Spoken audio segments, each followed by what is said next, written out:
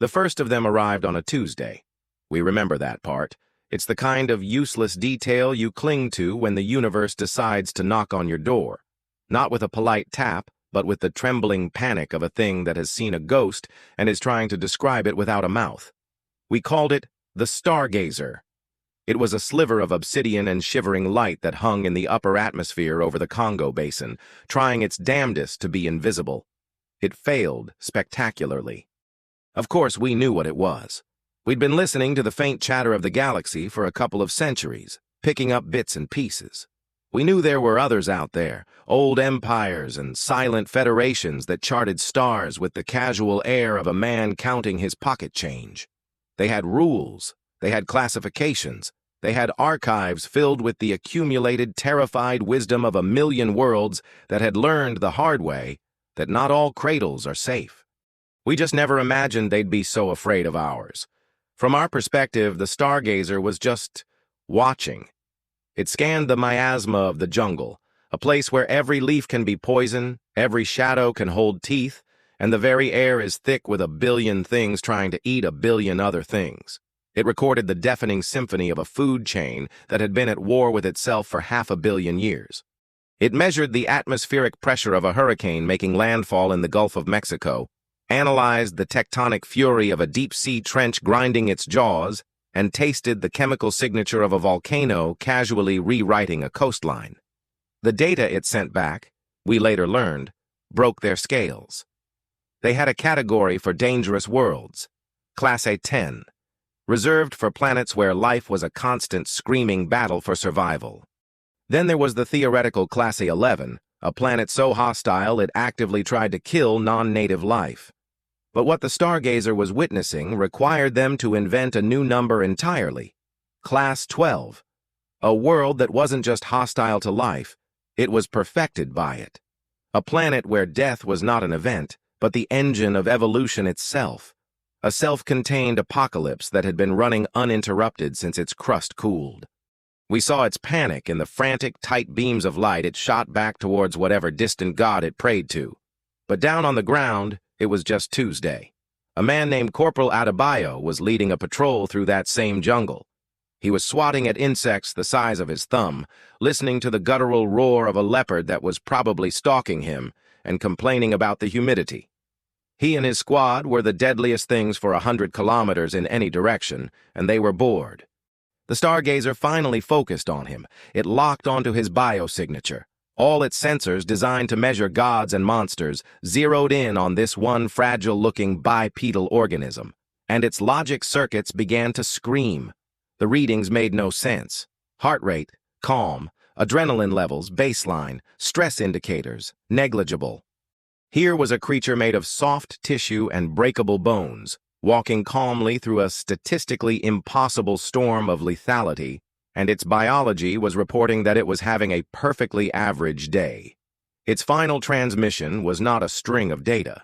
It was a picture, a grainy image of Corporal Adebayo looking up. He wasn't afraid. He wasn't hostile. He was just annoyed. He raised a hand, not to wave, but to shield his eyes from the faint glint of the probe in the sky. To the galaxy, this was the last will and testament of a machine that had found the devil. To us, it was a photo of a soldier wishing a weirdly bright star would stop shining in his eyes so he could get on with his patrol. The galaxy received that image and fell into a stunned, terrified silence. They had just discovered the apex predator of a Class-12 Deathworld. They just didn't realize it had discovered them right back. The silence from the galaxy lasted for 3 standard rotations. For us, that was 3 days. On the 4th day, the sky began to fill up. They were more cautious this time. The new probes were smaller, faster, and they cloaked themselves with a desperation that was almost palpable. They flitted at the edge of our gravity well like nervous hummingbirds, terrified of the flower they were meant to study. They scanned us from afar, cataloging everything they could. They watched us sleep in our flimsy houses, commute in our ridiculous metal boxes, and fight wars over lines on a map that were invisible from their orbit. On the ground, we named them the Shimmers. You could only see them if you knew where to look, a faint distortion in the air, a ripple of light against the stars. The scientific community went into a quiet frenzy, of course. Governments held classified meetings. But for the most part, human life continued with its usual chaotic indifference. We had jobs to do, bills to pay, and shows to binge. The existence of silent, terrified aliens in our upper atmosphere was, for the average person, less immediately concerning than a traffic jam. That, right there, was the first piece of data their xenopsychologists simply could not process. Our sheer, unadulterated capacity for apathy in the face of the sublime. What we didn't know then was that the Galactic Concordat was having a collective nervous breakdown. The stargazers' final report had spread like a virus through their secure networks.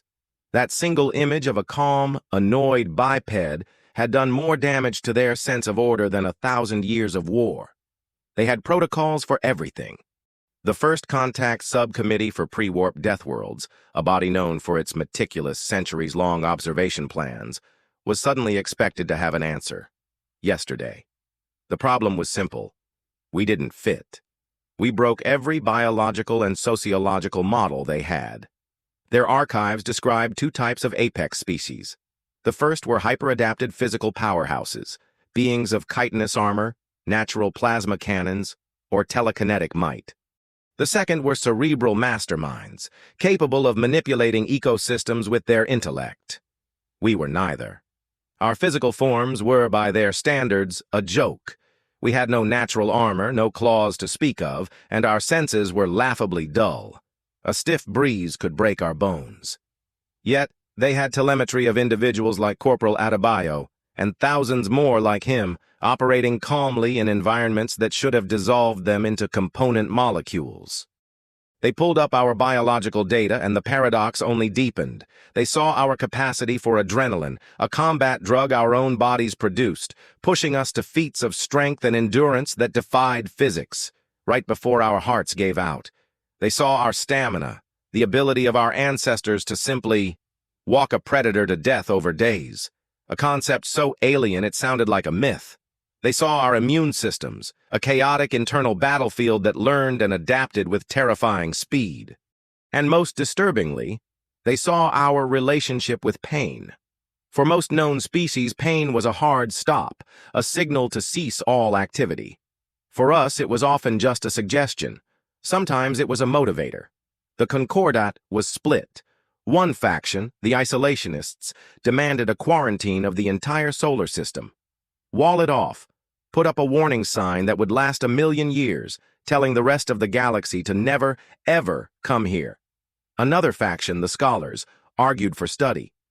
A creature that could master a Class-12 world was the biological equivalent of a living god, a key to understanding life itself. And a third, smaller, more militant faction, the Purifiers, argued for a single, overwhelming solution: planetary sterilization.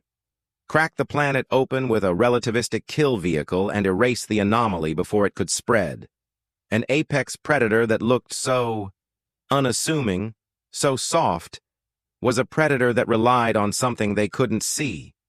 And that was the most terrifying possibility of all.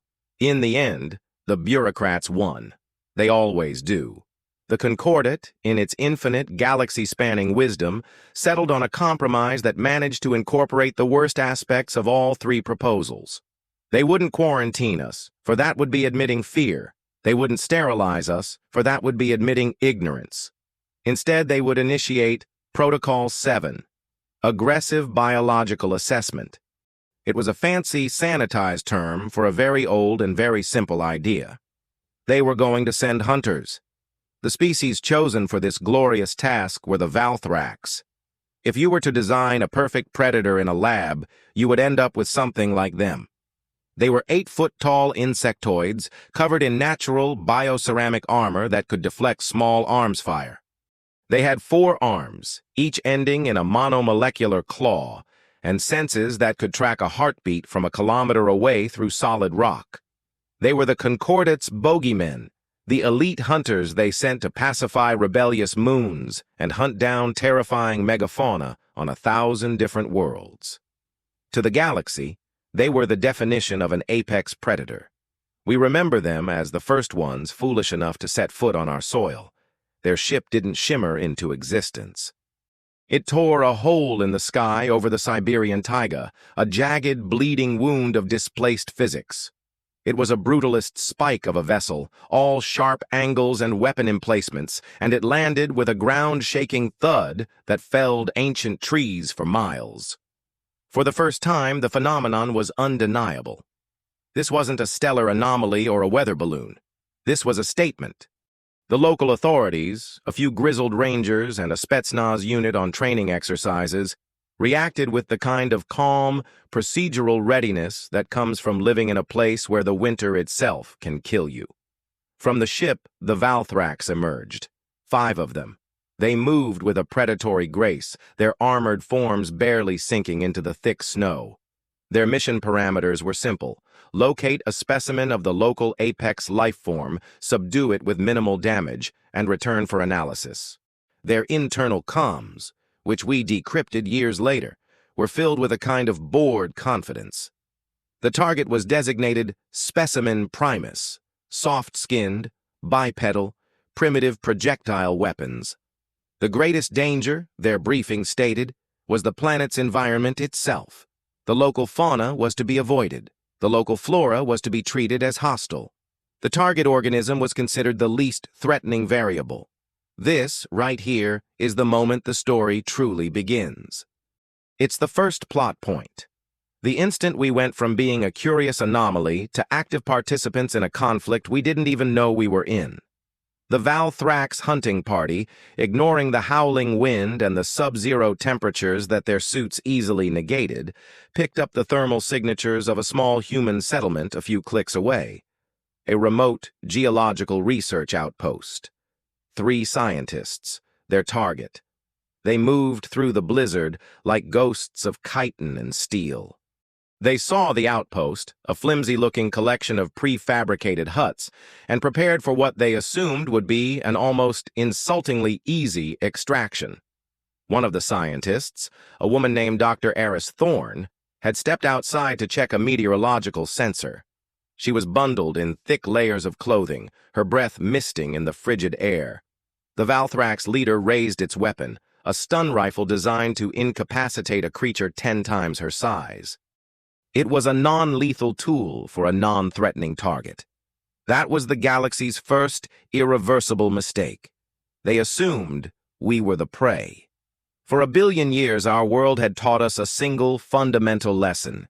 When something new and dangerous emerges from the shadows, you don't study it, you don't reason with it, you fight it. As the Valthraxx stepped into the light of the outpost, Dr. Thorne didn't scream. She didn't freeze. She dropped the sensor. Her eyes widened not in terror, but in pure, unadulterated combat focus. And from her hip, she drew the one piece of equipment standard issue for anyone working in a place where the local wildlife included 1,200-pound bears. A flare gun. A flare gun is not a weapon. It's a tool for communication, a way to scream for help using light instead of sound. By every metric the Valthraxx had, it was insignificant. But their metrics were designed for a galaxy of predictable physics, not for the messy, desperate chemistry of a terrified primate. The flare, a magnesium-packed shell, didn't bounce off the leader's bio-armor. It splattered. It adhered. And then it burned at 2,000 degrees Celsius. The Valthraxx leader didn't have a mouth to scream with, but the shriek it made was a sound of pure agony transmitted over their private comms. A high-frequency burst of static and terror. Its advanced optical sensors, capable of seeing in a dozen spectrums, melted into slag. The left side of its face, the part its helmet didn't cover, was instantly cooked. Pain was a concept the Valthraxx understood as a tactical indicator. This was not that. This was a baptism in the sun. It staggered back, flailing, clawing at its own face, a demigod of war reduced to a panicked, blinded animal. That was the signal. Inside the outpost, the other 2 scientists, a grizzled ex-military geologist named Kenji and a young biologist named Ben, heard the alien shriek over a radio scanner they'd been using to track the atmospheric anomalies. They didn't hesitate. They didn't need to. Kenji grabbed the station's emergency rifle, a bolt-action .338 Lapua Magnum, meant for discouraging polar bears from a very, very long distance.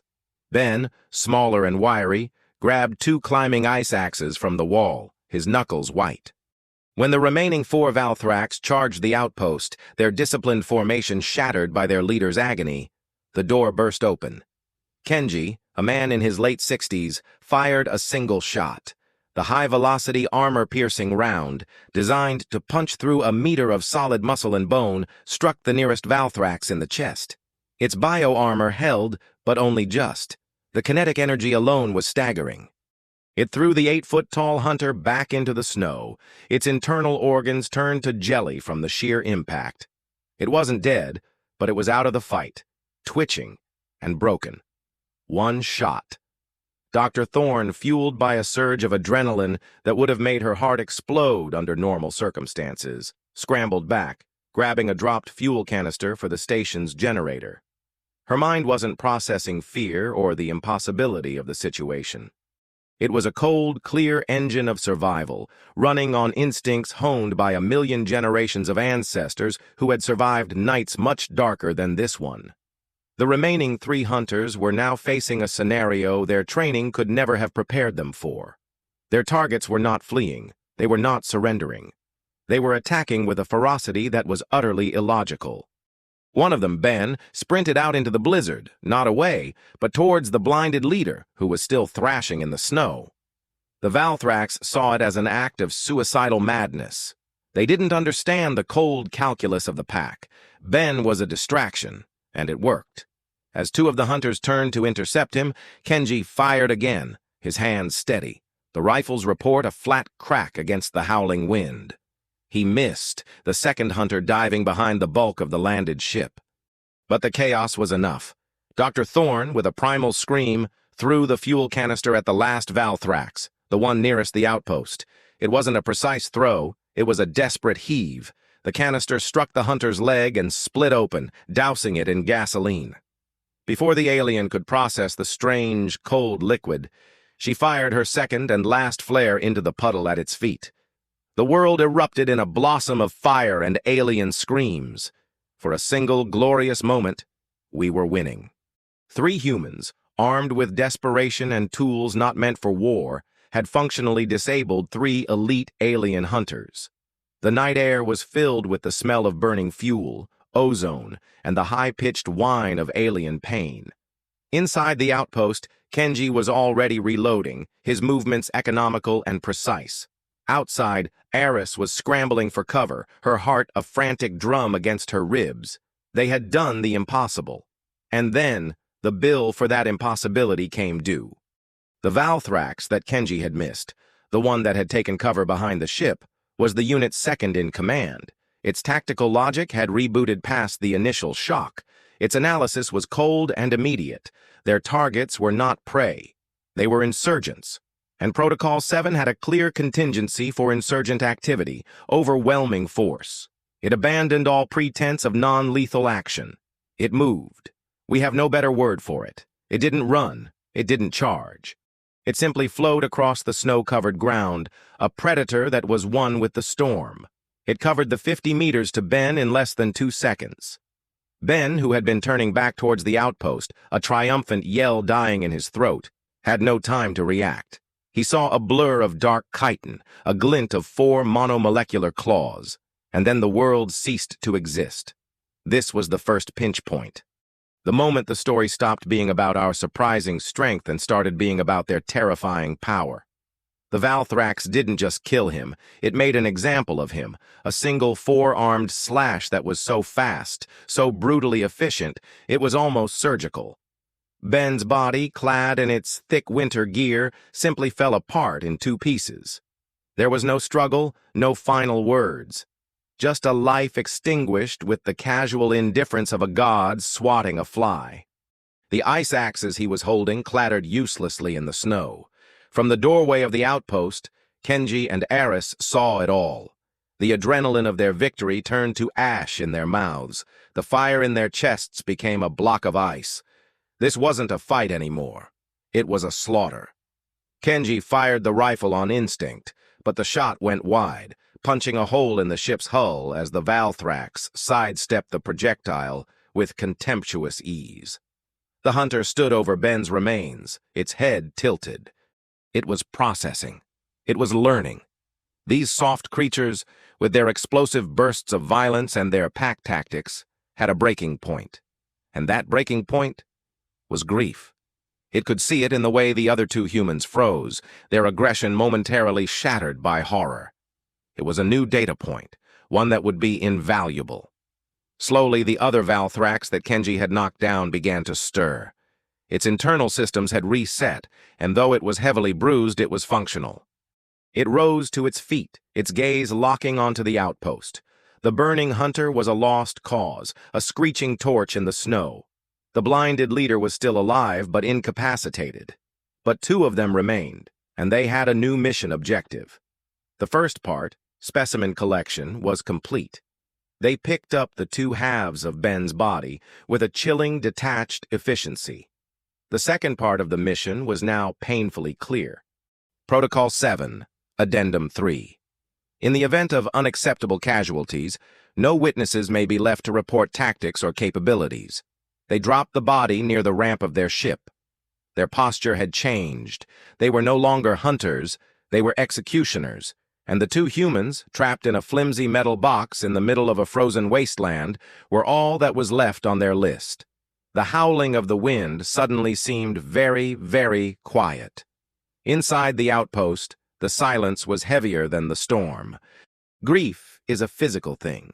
It has weight, and it was pressing down on Aris and Kenji, stealing the air from their lungs. They had watched a friend, a good man, be torn in half. Outside, two monsters from another world were preparing to do the same to them. By all galactic logic, this was the end. The part where the cornered prey gives in to despair, making the final kill clean and simple. That logic had yet to account for the chemistry of human rage. The two Valthraxx were in no hurry. They were communicating with their ship, running diagnostics, and assessing the structural integrity of the outpost. They were professionals, and the job, from their perspective, was already done. All that remained was the cleanup. They saw the outpost as a simple container to be breached. This was their second, and far more critical, mistake. They gave the humans inside time to think. Kenji, his face a mask of stone, was watching them on a small security monitor. The rage was there, a cold, hard knot in his stomach, but his military training was cutting through the grief. "They're methodical," he whispered, his voice hoarse.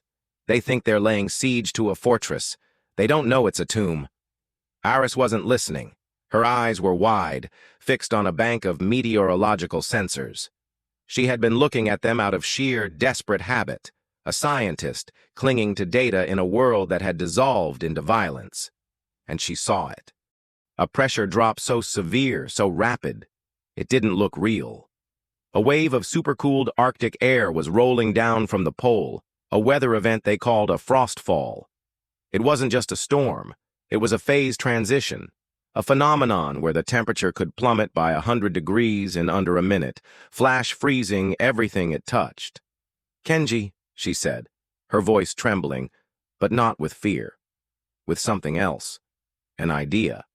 "In 10 minutes, the temperature outside is going to drop to 150 degrees below zero. Maybe colder." Kenji looked from the monsters on the screen to the data on hers.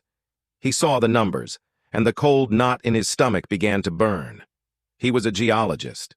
He knew this land, not just its surface, but the fire that churned beneath it. The outpost had been built here for a reason. It sat directly on top of a deep, powerful geothermal vent. They used it to power the station and keep it from being buried in ice. This was it, the midpoint. The moment the prey looks at the predator and sees not a god, but a machine. And all machines have a breaking point.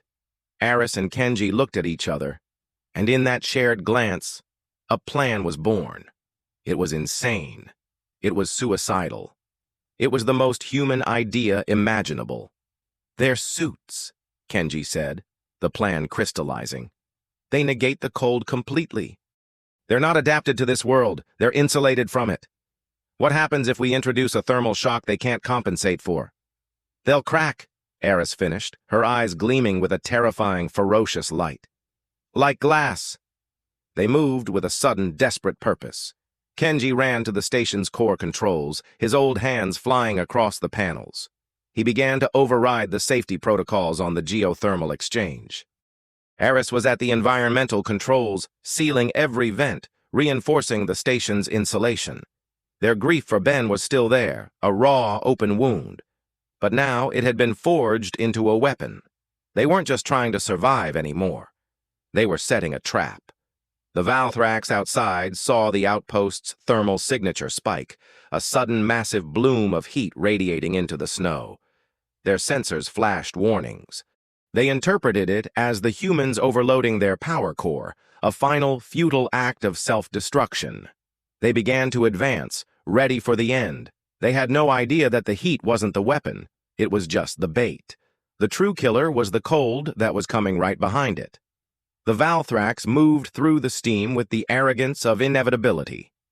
The ground around the outpost had become a soupy, boiling marsh from the vented geothermal heat. Their suit sensors registered the external temperature at over 120 degrees Celsius. To them, it was a minor inconvenience, a final, petulant act from their cornered prey. The lead hunter raised its plasma rifle, preparing to slice through the outpost wall. It took its final step. Inside, Eris watched the descending wall of blue on her monitor, a digital representation of a cold so profound it was barely a temperature at all, more like a physical absolute.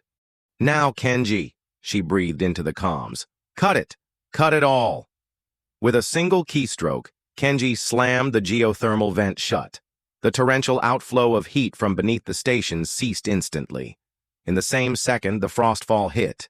It wasn't a gradual cooling. It was a physical blow. The world outside the outpost's viewport didn't just get cold, it was fundamentally rewritten. The thick clouds of steam didn't dissipate.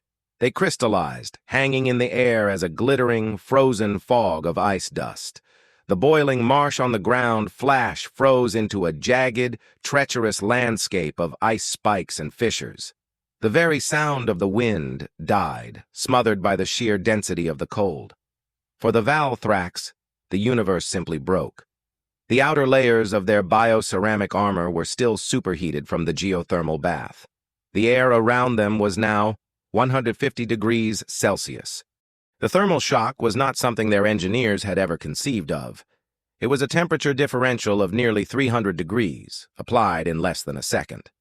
On the security monitor, Eris and Kenji watched it happen. It was eerily silent. The lead hunter's armor didn't just crack, it exploded. Shards of crystalline chitin flew outwards as the material contracted violently past its breaking point. Its plasma rifle, its systems flash-frozen, fell from its grasp and shattered on the ice. The hunter itself was exposed to the raw, killing cold. Its alien physiology, adapted for a temperate world, had no defense. It froze solid in the middle of a stride, an obscene statue of shock and agony. Its partner, caught a few feet behind, suffered the same fate. Its desperate attempt to activate a personal energy shield was a split second too late. The shield flickered and died as the hardware flash froze, and the hunter was entombed in ice where it stood. Silence. The glittering ice dust slowly settled, coating the two frozen alien executioners in a delicate, sparkling shroud. The blinded, thrashing leader in the distance finally went still, its life functions extinguished by the overwhelming cold. The burning one was a smoldering lump under a sheet of fresh ice. The first one Kenji had shot, the one with the broken insides, was now just a frozen mound in the snow. 5 of them, the galaxy's finest hunters. They had come to our world to collect a specimen and had been systematically, brutally dismantled by 2 scientists and a bad weather forecast. Kenji leaned his forehead against the cold metal of the control panel, his breath coming in ragged gasps. Eris was crying, silent tears carving paths down her face. It wasn't joy. It wasn't triumph. It was the sheer, overwhelming release of a tension that had stretched their souls to the breaking point. They had survived. They had won. They looked at the monitor. at the silent, frozen monsters that littered the landscape around their tiny, fragile outpost. And in the quiet hum of the station's life support, a new, terrifying thought began to dawn. They were alive, they were alone, and they were now in possession of a spaceship.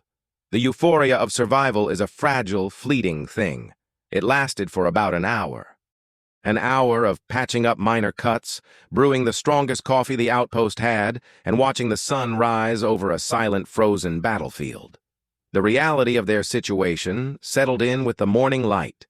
They were two people, alone at the top of the world, with 5 dead aliens and a single, terrifying question. What happens now?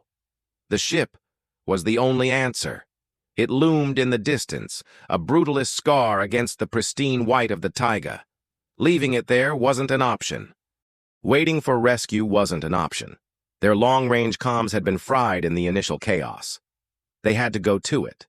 They had to know what they were dealing with. Armed with Kenji's rifle and a profound sense of stepping into another reality, they left the relative safety of the outpost. Walking among the frozen statues of their would-be executioners was a surreal experience. They looked smaller now, less like gods and more like insects trapped in amber, their power rendered meaningless by a force they had failed to respect. They reached the ship's ramp, which was still open, an inviting, dark maw. The air inside was sterile, cold, and smelled of ozone and alien metal. It was a warship's interior. All function, no comfort.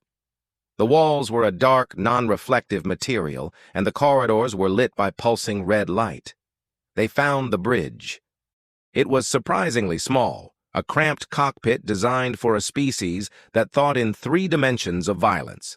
A central command chair was flanked by holographic displays, all frozen on the last tactical data the crew had seen. The outpost, the thermal bloom, their own life signs flatlining one by one, and in the center of it all a flashing red glyph, a warning.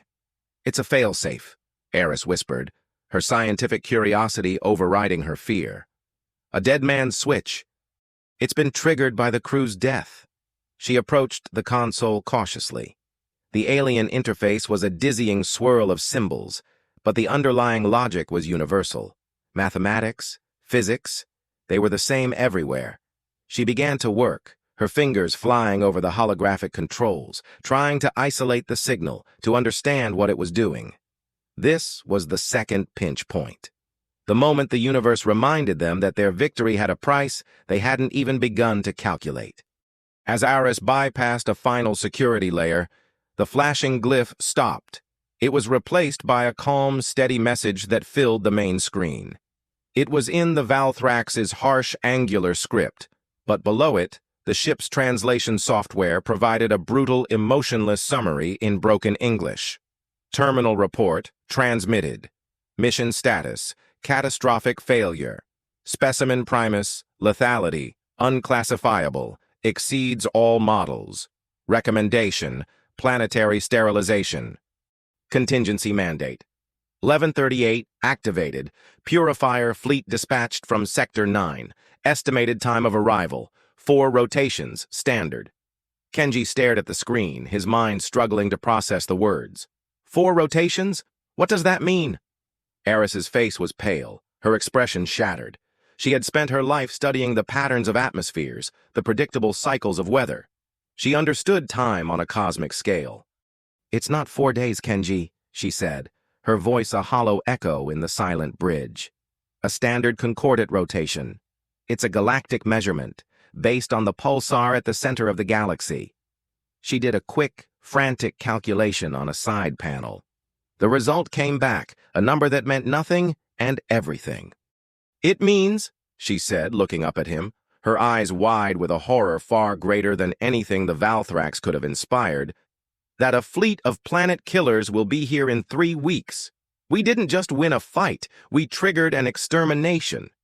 The ship, their only prize, was not a path to salvation. It was the messenger that had just announced their apocalypse. Despair is a quiet poison. It settled over the bridge of the Valthraxx ship, chilling the air more than the Siberian cold ever could. 3 weeks. In 3 weeks, everything they had ever known, every city, every forest, every piece of art, every memory, would be scoured from existence by a fleet of silent, indifferent executioners. Kenji sank into one of the alien co-pilot chairs, the rifle resting uselessly across his lap. He looked like a man who had aged 1,000 years in a minute. "It's over," he said, his voice flat. "We won the battle, but they'd already won the war. We can't stop a fleet. We can't even warn anyone in time. All we did, all Ben died for, was to ring the dinner bell." Eris was on the floor, her back against the command console, her knees drawn up to her chest. She was shaking, not from cold, but from the sheer, crushing weight of the stake. The fate of 8 billion souls had just landed squarely on her shoulders. She could feel the universe shrinking, collapsing into this one tiny cold room. She thought of Ben's face, not his death, but the way he'd grinned that morning while complaining about the terrible coffee. She thought of her family, of crowded markets in her hometown, of the stupid, beautiful, chaotic mess of human life. And then a different kind of chemistry took over. The same human biology that produced adrenaline for a physical fight also had a response to the impossible. It was a defiant, utterly illogical spark that philosophers had called hope and that drill sergeants called grit. It was the refusal to lie down and die, even when the grave was already dug. She stood up, her movements stiff. "No," she said. Her voice was quiet, but it cut through the despair on the bridge like a laser. "No, you're wrong. They made one more mistake. They left the murder weapon behind." She pointed at the main console. "They left us this ship." Kenji looked at her, his eyes hollow. "And what are we supposed to do with it, Eris? We're a geologist and a meteorologist. We can't fly this thing." "The hell we can't," she shot back, a fire returning to her eyes. "I've been interfacing with its systems for the last 20 minutes. It's not magic, Kenji. It's just engineering. Their control system is complex, but it's based on logic, and I am very, very good with logic." She turned back to the console, her mind racing. The despair was gone, replaced by a cold, furious focus that was terrifying in its intensity. She wasn't a soldier, she wasn't a pilot, but she was a scientist from a Class-12 Deathworld. Problem-solving under extreme pressure was literally written into her DNA. She began pulling up files, schematics, star charts. The Valthraxx, in their arrogance, had left everything unlocked. They never conceived of a scenario where their ship would be commandeered by the local fauna. She found the navigation logs, the flight path from Sector 9. She found the ship's FTL drive schematics, a warp drive that bent space-time. And most importantly, she found the ship's communication logs, the record of the terminal report it had sent. It had been a tight beam transmission, but the Concordat would be waiting for a confirmation that the Purifier Fleet's job was done. "They're not just going to destroy Earth and leave," Eris said, piecing it all together. "They'll need to confirm the sterilization. They'll send a ship, one ship, to the system's edge to verify the kill and report back." A new plan began to form in the frozen silence of the bridge. It was a plan born of grief and rage, a plan so audacious it bordered on insanity. They couldn't stop the fleet, but they didn't need to. They only needed to stop the message that said the job was done. They had the Valthraxx ship. They had its transponder codes. They had 3 weeks. "We're not going to warn Earth," Aris said, turning to face Kenji, her expression a terrifying mixture of resolve and madness. "We're going to file a false report. We're going to take this ship, and we're going to make the galaxy believe that the anomaly on Earth has been successfully and quietly erased." Kenji looked at Eris, and for the first time since the Valthraxx had landed, he smiled. It wasn't a happy smile. It was a grim, tired, and deeply terrifying smile. It was the expression of a man who had stared into the abyss and had decided to charge headfirst into it. "A false report," he repeated, the words tasting like rust and ozone. "They won't see that coming." The next 2 days were a blur of frantic, caffeine-fueled activity that no training manual in the galaxy could ever have outlined. Eris became fused with the ship's command chair, her mind plunging into the depths of Valthraxx engineering.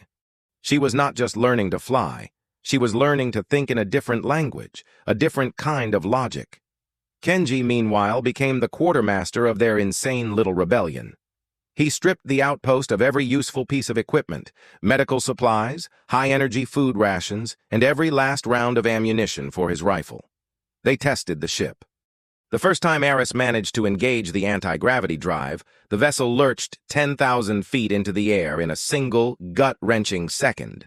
The inertial dampeners, calibrated for the dense physiology of a Valthraxx, barely compensated. For any other non-spacefaring species, the G-force would have been instantly lethal. For Aris and Kenji, it was just deeply unpleasant. Their bodies, forged in the relentless gravity of a Deathworld, simply held together. They blacked out for a moment, came to with pounding headaches, and got back to work. That resilience, the simple, stubborn refusal of their bodies to fall apart, was another data point the Concordat was missing. By the end of the second day, they had the basics. They could take off, navigate, and most importantly, operate the communications array. They crafted their message, a simple, sterile report confirming the successful sterilization of specimen Primus and the unforgiving nature of the Class-12 environment, which had regrettably claimed the mission crew. It was plausible, it was clean, and it was their only hope. Aris was preparing the final transmission packet when she found the final lock. It was a layer of security so deeply embedded, so fundamentally alien, it had taken her 2 days to even notice it. The final report couldn't just be sent. It had to be authenticated. Not with a passcode, but with a cortical signature. A direct real-time scan of the mission commander's neural pathways to verify the authenticity of the report. A psychic handshake. Their plan, so brilliant and audacious, came to a screeching halt. "We can't fake it," Eris said, her voice hollow, the energy of the last 48 hours draining out of her. "It's a direct brain-to-computer interface. It needs a living, thinking Valthraxx commander to approve the transmission." They sat in silence on the bridge, the solution to saving their world just a single impossible step away. The ship was ready. The message was written. But the ghost of the commander stood between them and salvation. This was it. The final insurmountable wall. This was the second plot point. The moment a crucial decision had to be made, the point of no return. Kenji looked at Eris's defeated face, then through the viewport at the frozen landscape outside. He saw the still, silent form of the Valthraxx leader, half buried in the snow, its face a mask of frozen agony. He thought of Ben's bisected body. He thought of the cold, dismissive words on the screen. Planetary sterilization. "It needs a commander," Kenji said, his voice a low, gravelly rumble. He stood up and walked towards the ship's exit ramp. "It doesn't say he has to be in a good mood." Eris looked up, confused. "What are you talking about? He's dead." Kenji stopped at the ramp and turned back, his expression grimly resolute. "His brain is frozen, Eris, not vaporized. The ship's medical bay has a neurointerface scanner. We're going to give it a cortical signature. We just have to go and get the cortex." The decision hung in the air, horrifying and absolute. They were going to perform battlefield neurosurgery on a frozen alien corpse to save the world. There are moments that forever define a species, crucible events that are later etched into stone and whispered as legends. The first fire, the first wheel, the first step on another world. And then there was this. A 68-year-old geologist and a 34-year-old meteorologist performing brain surgery on a frozen alien with a laser scalpel under the pale Siberian sun, with the fate of their world hanging in the balance. The Valthraxx leader's head was frozen solid. Kenji, using the ship's high-energy medical laser, worked with a surgeon's precision that was unnerving to watch.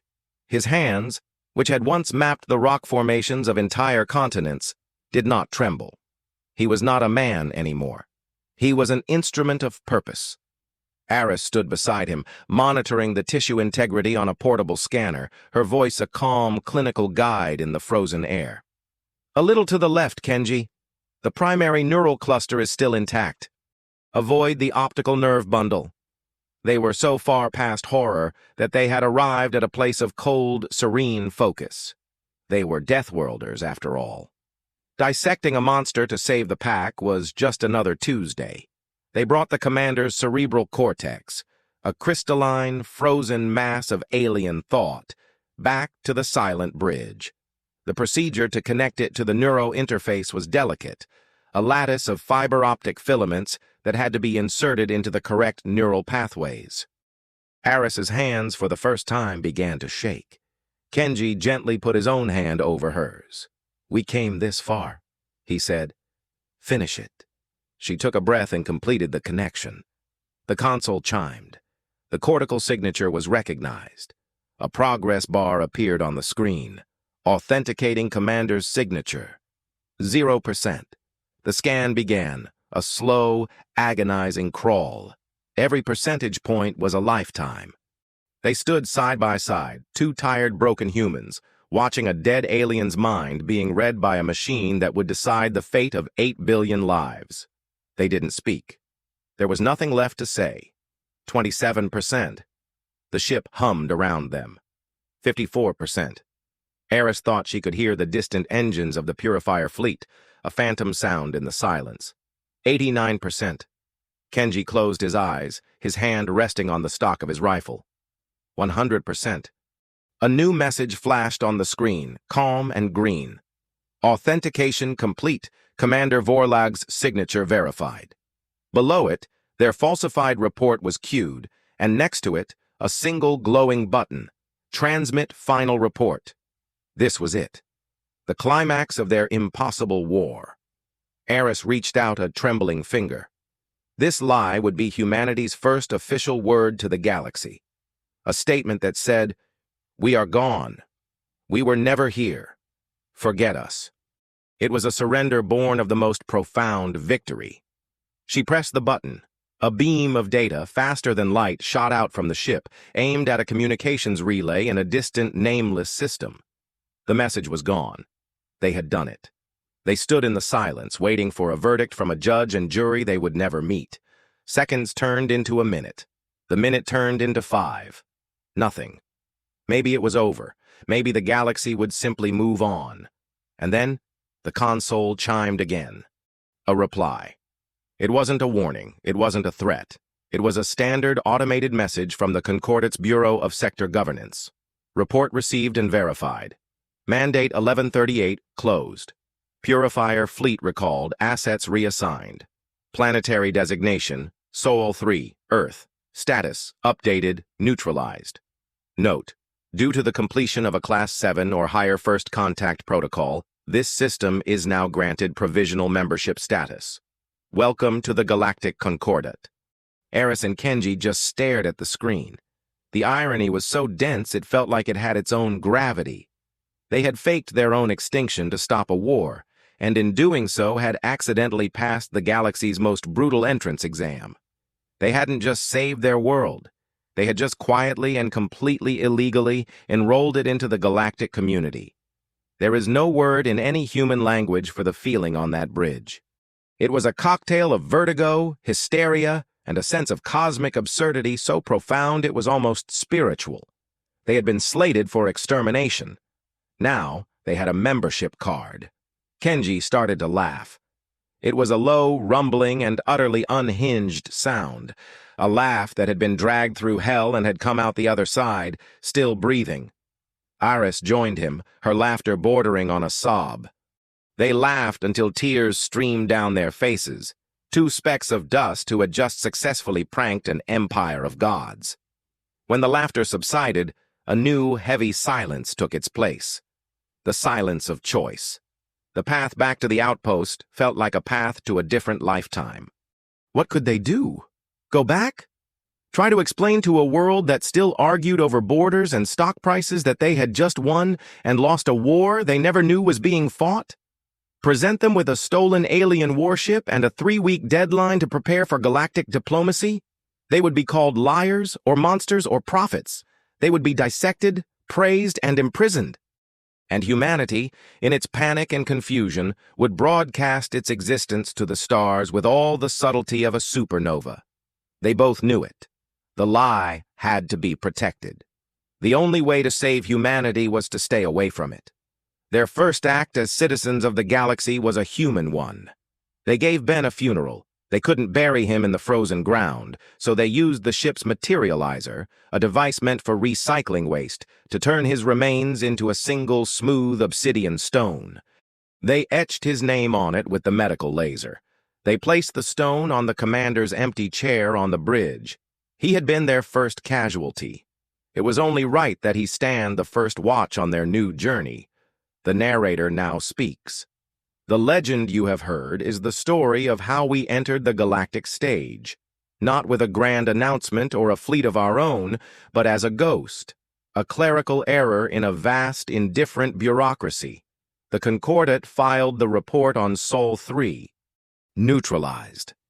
Another dangerous world catalogued and forgotten. For centuries, their military academies would study the logs from Protocol 7 as a case study in how a Class-12 environment could overwhelm even the finest hunters. They analyzed the thermal shock, the chemical burns, the kinetic impacts. They never once considered the real weapon, the two soft-skinned primates who refused to die. Eris and Kenji never went home. They took the Valthraxx ship, which they renamed the Torch, in memory of the flare that had started it all. They spent years in the uncharted spaces, learning. They learned to fly the ship not as a weapon, but as a home. They learned the languages, the star charts, the politics of the galaxy from stolen data streams and backwater comms relays. They became the first human explorers, ghosts in the machine, watching the empire that had tried to erase them. They became a myth, a whisper in the dark void, a story told on frontier worlds about a single unidentified ship that would appear in times of crisis, piloted by beings who fought with the ferocity of a cornered animal and the cold, calculating mind of a scientist. They were the first hint the galaxy received that the report on Earth might have been slightly, catastrophically wrong. They were the first echo of the storm that was to come. Their one mistake was not discovering a world of monsters. It was teaching the apex predator how to fly. If you enjoyed this report from the Galactic Archives, be sure to like the video, subscribe to the channel, and activate the notification bell so you don't miss the next story. The universe is vast, and the whispers of humanity's journey are just beginning.